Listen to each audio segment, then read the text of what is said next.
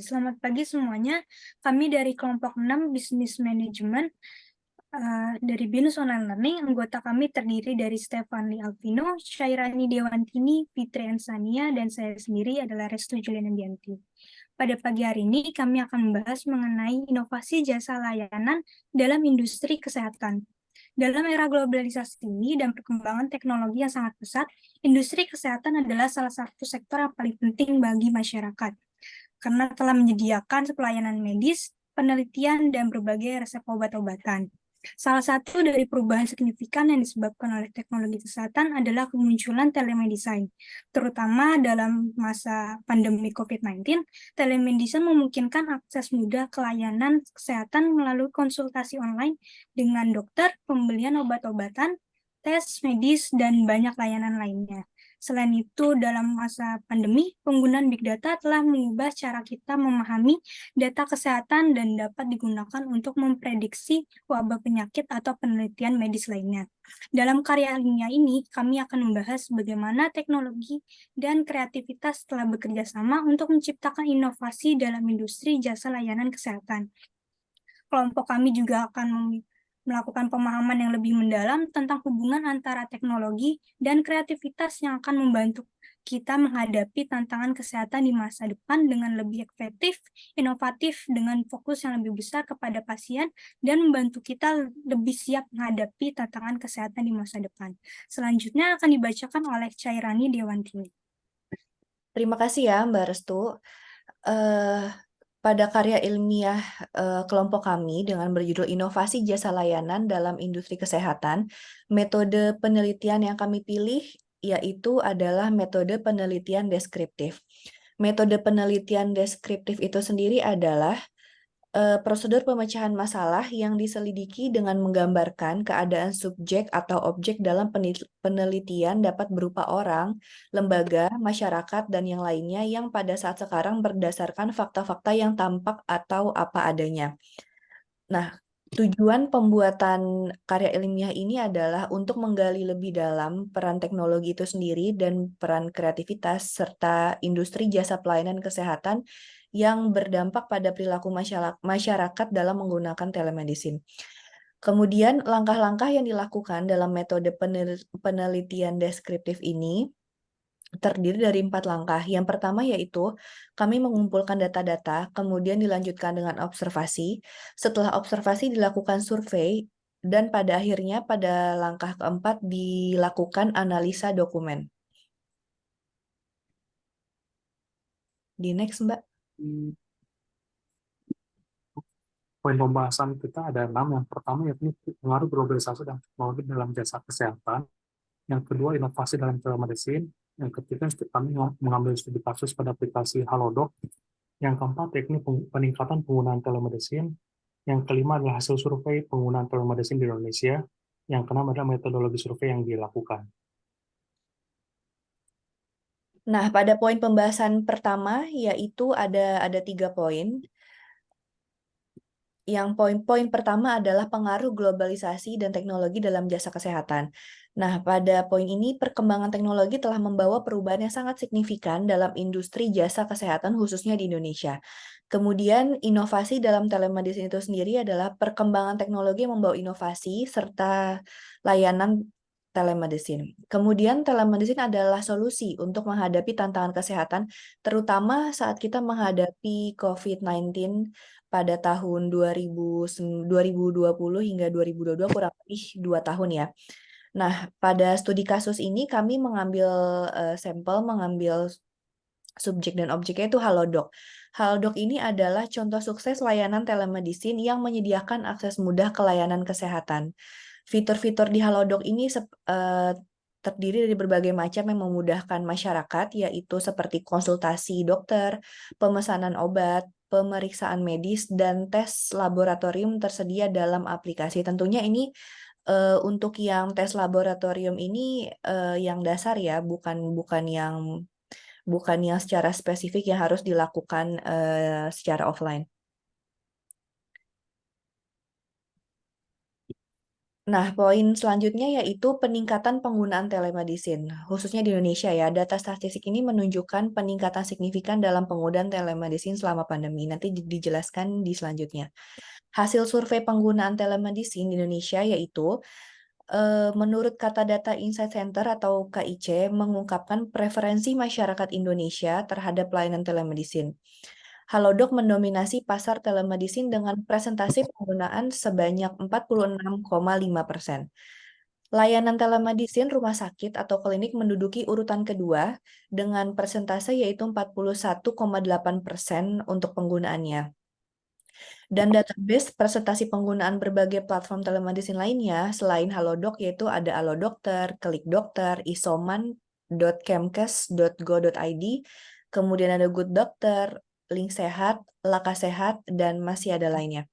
Nah, untuk case ini, metodologi surveinya yaitu dilakukan terhadap 2.108 responden berusia dalam rentan 16 tahun ke atas dan dilakukan di berbagai daerah di seluruh Indonesia. Survei ini dilaksanakan pada periode mulai dari 28 Februari hingga 7 Maret di tahun 2022 dengan metode survei online dan margin of error sekitar kurang lebih 2,3%. Poin selanjutnya yakni peran teknologi pengendalian penyakit. Pengambilan keputusan berbasis data menjadi lebih efektif dalam mengendalikan penyebaran penyakit. Selain itu, pertumbuhan alat kesehatan berbasis digital.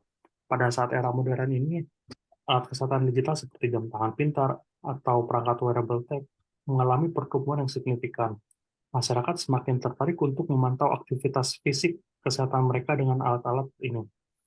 Lalu penggunaan big data dalam bidang kesehatan, teknologi telah memungkinkan pengumpulan dan analisis data kesehatan dalam skala besar. Big data ini digunakan untuk mengidentifikasikan tren kesehatan dan risiko dengan lebih efektif. Nah, validitas data kesehatan dari alat digital, beberapa alat kesehatan digital telah mendapatkan izin resmi dari Badan Pengawasan Obat dan Makanan dan menunjukkan validitas data yang dihasilkan. Selanjutnya, dampak positif pada kualitas hidup. Dengan adanya inovasi teknologi dalam industri kesehatan, meningkatkan akses kepada layanan kesehatan yang lebih baik. Lalu, poin keduanya adalah prediksi penyakit yang lebih baik dan perhatian kesehatan pribadi dapat meningkatkan kualitas hidup masyarakat.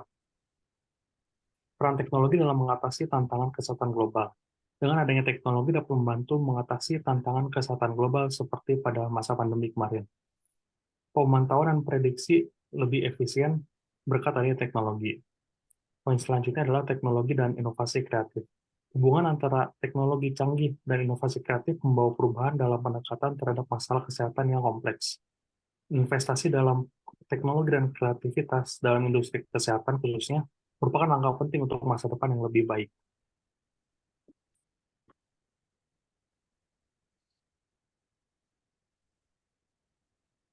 Pada poin ini kami akan membahas tentang data dan grafik yang diambil. Pada poin pertama, ini durasi penggunaan telemedik. Pertumbuhan pesat penggunaan telemedik terjadi selama pandemi. Lebih dari 80% pengguna telemedik baru memanfaatkan layanan kesehatan jarak jauh ini sejak 2-3 tahun terakhir, dengan persentase sebaik 44,1%.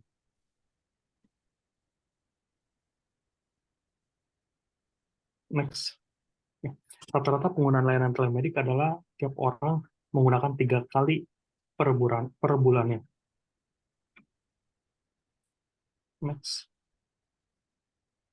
Nah, penggunaan beberapa alasan orang menggunakan layanan telemedik, yakni dengan layanan telemedik ini mereka dapat menghemat waktu, menghindari penularan COVID, dan dapat digunakan kapan dan di mana saja, serta menghemat biaya transportasi.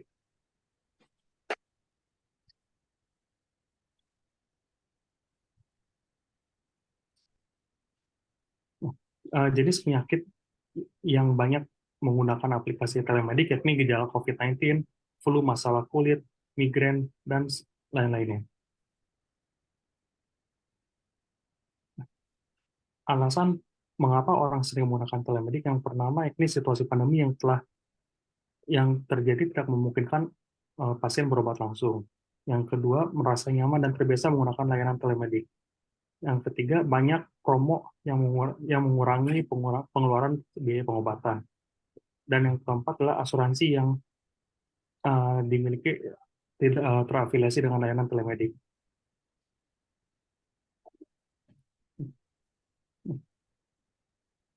Penggunaan telemedik ketika situasi normal kembali, yakni tidak akan terlalu jauh karena pada umumnya masyarakat telah merasa termanfaat dengan adanya layanan telemedik.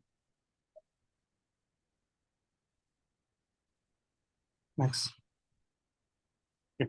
Untuk metode survei yang dilakukan yakni metode dengan online survei dengan cakupan nasional sebagai 34 provinsi dengan rentang waktu 28 Februari sampai 7 Maret 2022 serta jumlah koresponden sebesar 2.108 responden yang merupakan warga negara Indonesia di atas usia 16 tahun.